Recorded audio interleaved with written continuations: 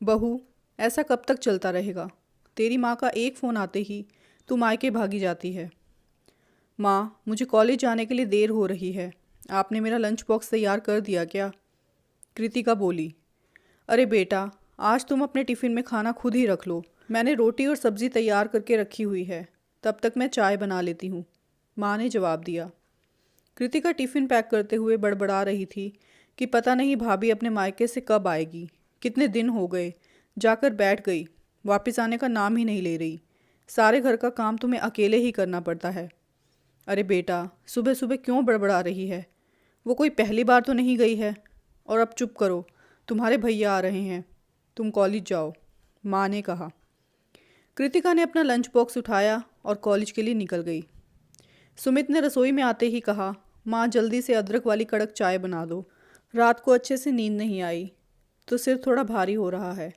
चाय पी लूँगा तो ठीक हो जाऊँगा। मैं बाहर पापा के पास बैठता हूँ। थोड़ी देर बाद सुषमा जी चाय लेकर आई और बातों ही बातों में सुमित से पूछा कि प्रीति बहू अपने मायके से कब आ रही है। माँ, कल ही मेरी प्रीति से बात हुई थी। उसकी माँ की आंखों का ऑपरेशन तो हो गया, लेकिन डॉक्टर ने अभी उन्हें आराम करने के लिए बोला है, तो इसलिए वो कुछ दिन रुक कर ही आएगी। अरे बेटा, अब मुझसे भी घर का काम नहीं होता। उसे बोलो कि थोड़ी जल्दी आ जाए, माँ ने कहा।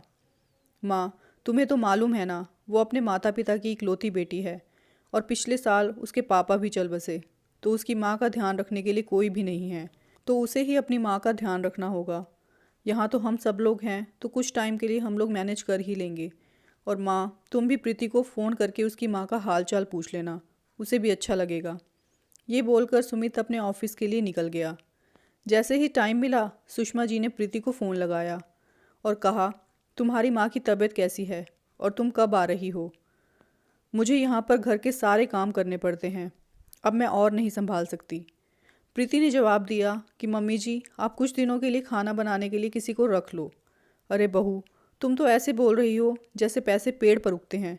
तुम अपनी माँ की देखभाल के लिए किसी रिश्तेदार को बुला लो और तुम वापस आ जाओ। तुम्हें तो मालूम है, थोड़े दिनों में कृतिका की भी शादी है, उसकी शादी की तैयारियां भी करनी हैं, सुषमा जी ने ऊंची आवाज़ में बोला। तो प्रीति ने जवाब दिया कि मम्मी जी, माँ के लिए मेरा भी कोई फ़र्ज़ है। इस बात का जवाब सुषमा जी ने ताना मारते हुए दिया कि आज अगर तुम्हारा भाई होता तो तुम्हें हर बार अपने मायके नहीं भागना पड़ता। ऐसा कब तक चलता रहेगा? और फ़ोन पटक दिया। प्रीति को भाई न होने का ताना सुनकर बहुत बुरा लगा, पर फिर भी वो कुछ नहीं बोली। प्रीति की माँ को सारी बात समझ में आ गई थी कि उसकी सास नाराज़ है, तो उन्होंने तुरंत अपनी बेटी को अपने ससुराल वापस जाने के लिए बोला। अगले दिन सुषमा जी के घर के सामने एक टैक्सी आकर रुकी और वो देखते ही समझ गई कि बहू वापस आ गई है। कृतिका ने देखा कि भाभी टैक्सी से उतर रही हैं और साथ में उनकी माँ भी हैं। प्रीति अपनी माँ का हाथ पकड़कर अंदर लेकर आई और सोफे पर बिठा दिया। सुषमा जी एकदम हैरानी से देखने लगी कि बहू के साथ तो उसकी माँ भी आ गई, पर सुमित खुश था कि चलो प्रीति को बार बार आने जाने की परेशानी नहीं उठानी पड़ेगी। प्रीति जल्दी से फ्रेश होकर सबके लिए खाना बनाने चली गई और अपनी माँ को कृतिका के कमरे में ले आई। कृतिका को ये पसंद नहीं आया तो उसने तुरंत अपनी भाभी से कहा कि भाभी, मेरे कमरे में आपकी माँ, मुझे परेशानी होगी। कुछ दिनों की तो बात है, तुम थोड़ा सा एडजस्ट कर लो।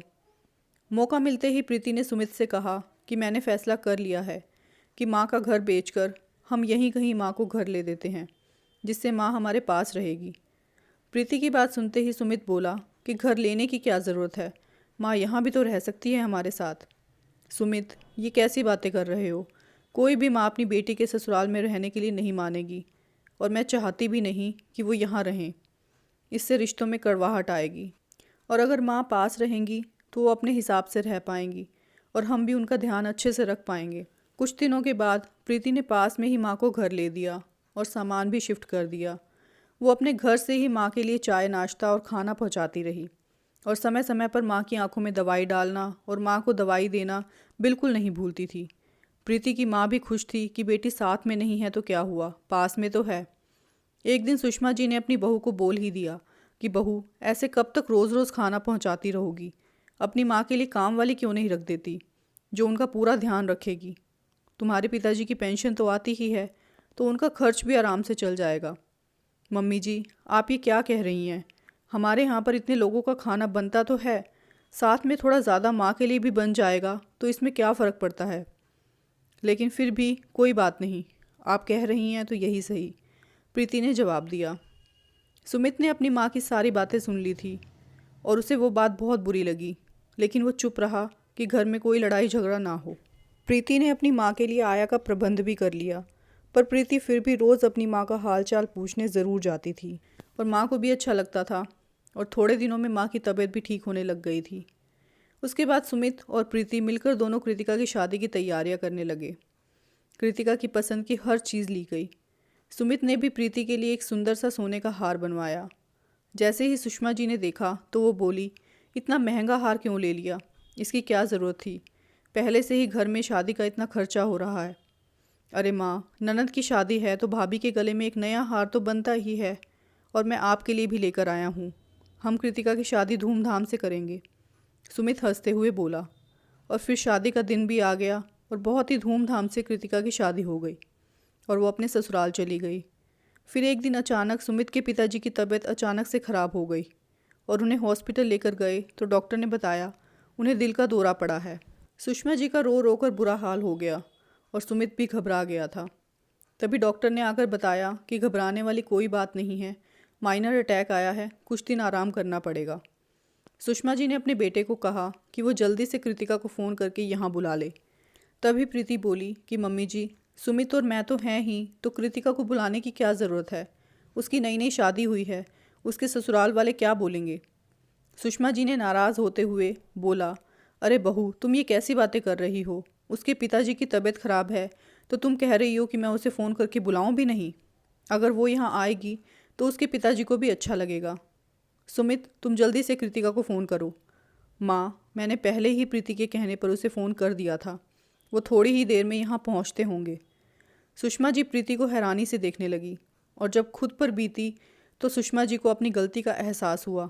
वो हमेशा प्रीति को ताना मारती रहती थी कि माँ का एक फ़ोन आता है तो अपने मायके भागी चली जाती है। आज उन्हें एहसास हुआ ऐसा ज़रूरी नहीं कि बेटा ही अपने माता पिता के सारे फ़र्ज़ पूरे करे, बेटी भी दोनों परिवारों को बखूबी संभाल सकती है। सिर्फ ज़रूरत है तो ससुराल वालों के सहयोग की। अगर ससुराल वाले थोड़ा सा साथ दें तो एक बेटी अपने मायके और ससुराल की जिम्मेदारियां बहुत ही आराम से उठा सकती है। प्रीति ने अपने ससुराल के साथ साथ अपनी माँ की भी पूरी जिम्मेदारी ली। भले ही माँ साथ नहीं थी, लेकिन उसके पास थी और उसके लिए इस बात की तसल्ली ही काफ़ी थी। दोस्तों, कहानी को अंत तक सुनने के लिए बहुत बहुत धन्यवाद। कहानी कैसी लगी अपनी राय ज़रूर देना। वीडियो को लाइक, शेयर और चैनल को सब्सक्राइब ज़रूर कर देना। Thank you for watching this video.